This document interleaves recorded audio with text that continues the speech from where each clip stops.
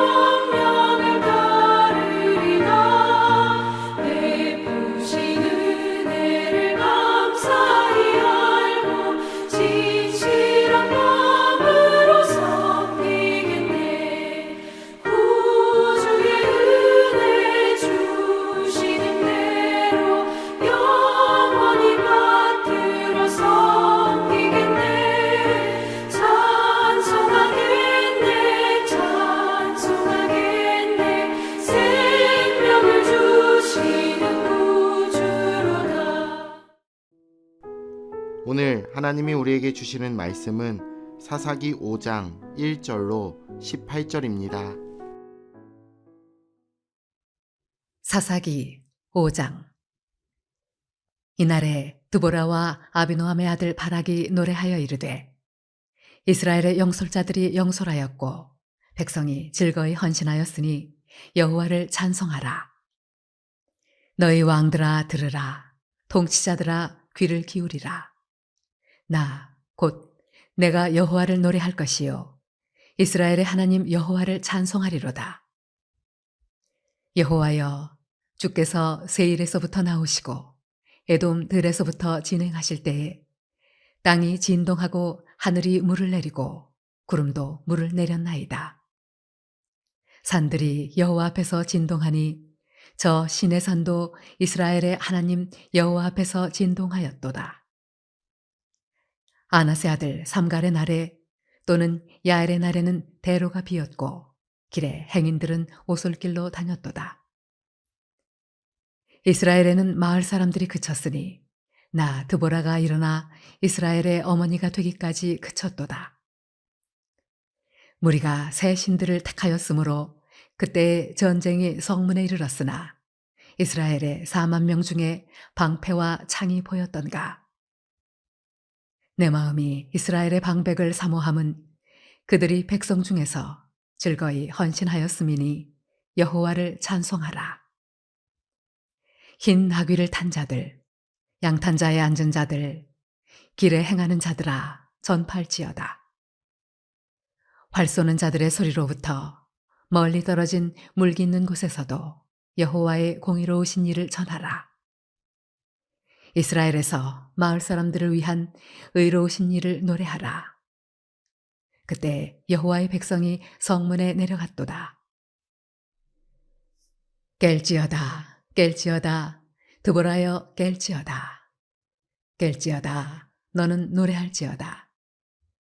일어날지어다, 바락이여, 아비노함의 아들이여, 내가 사로잡은 자를 끌고 갈지어다. 그때 남은 귀인과 백성이 내려왔고 여호와께서 나를 위하여 용사를 치시려고 내려오셨도다. 에브라임에게서 나온 자들은 아말렉에 뿌리 박힌 자들이요 베냐민은 백성들 중에서 너를 따르는 자들이요 마길에게서는 명령하는 자들이 내려왔고 스불론에게서는 대장군의 지팡이를 잡은 자들이 내려왔도다. 이사갈의 방백들이 드보라와 함께하니 이사갈과 같이 바락도 그의 뒤를 따라 골짜기로 달려내려가니 르우벤 시냇가에서 큰 결심이 있었도다. 네가 양의 우리 가운데에 앉아서 목자의 피리 부는 소리를 들으면 어찌 됨이냐. 르우벤 시냇가에서 큰 결심이 있었도다. 길르앗은 요단강 저쪽에 거주하며 다는 배에 머무름이 어찌 됨이냐. 아셀은 해변에 앉으며 자기 항만에 거주하도다. 스불론은 죽음을 무릅쓰고 목숨을 아끼지 아니한 백성이요 납달리도 들의 높은 곳에서 그러하도다. 오늘 본문은 드보라와 바락이 하나님의 말씀대로 시스라가 이끄는 군대와의 전쟁에서 승리한 후에 하나님의 은혜와 구원을 기념하며 부른 노래입니다. 이 노래의 주제는 승리를 주신 하나님을 찬양하는 것입니다. 그렇다면 우리가 하나님을 찬양할 이유는 무엇일까요? 드보라와 바락은 전쟁에서 승리한 날에 하나님께 감사의 노래를 부릅니다. 하나님이 그들을 대적들의 손에서 구원하신 것에 대한 감사의 노래입니다.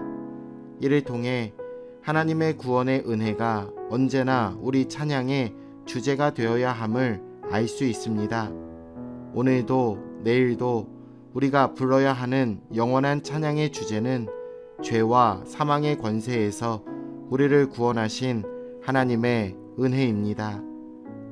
찬양의 또 다른 이유는 이스라엘의 지도자들과 백성이 즐거이 하나님의 전쟁에 참여했기 때문입니다.